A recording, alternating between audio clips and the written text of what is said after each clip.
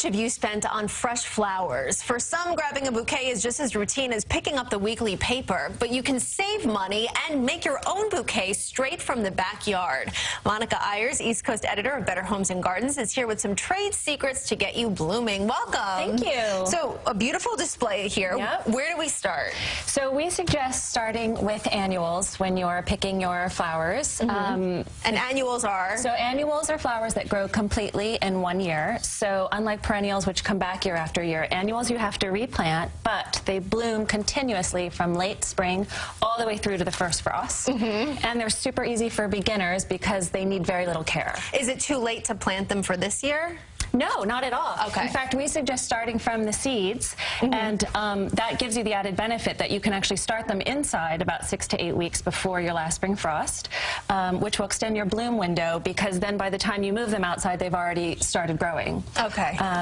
Also, if you start from seeds, you have the benefit that you can choose from a lot less common varieties, and they're really inexpensive. A packet like this is about $4. And we had that graphic. It said a lot. You need to allot space. Yep. What are some things people should keep in mind? Keep in mind the big four. So they need light, at least 6 hours of direct sunlight a day.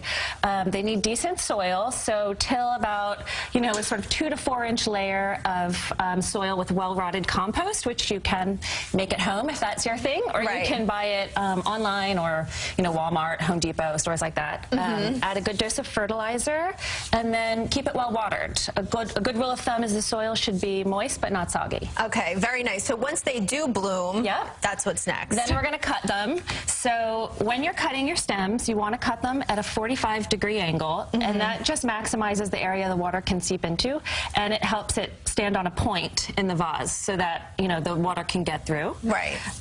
Then once you've cut them, you want to take off any lower leaves that might be on the flower because that will stop the bacteria from growing in the water, which can make it smell.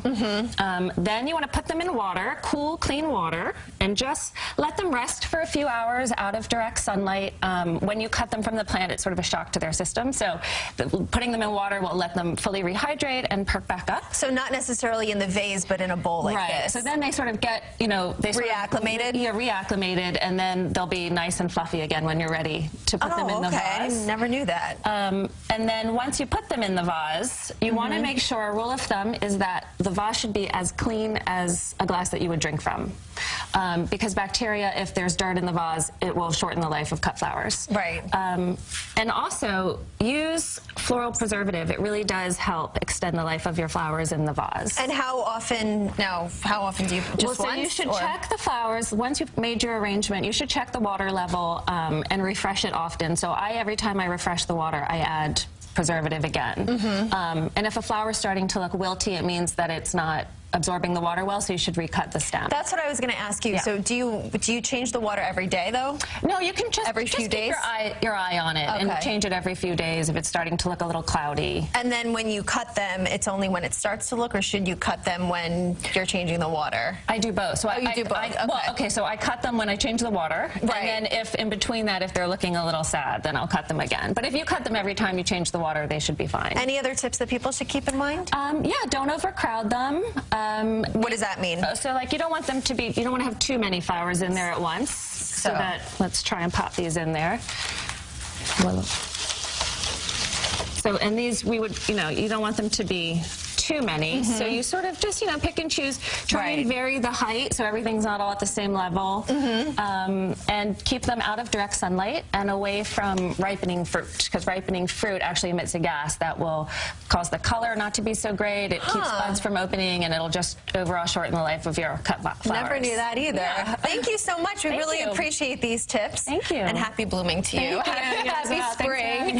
And for more information, more tips on spring entertaining as well, and small place gardening, you can find it all in the April edition of Better Homes and Gardens that's now on newsstands.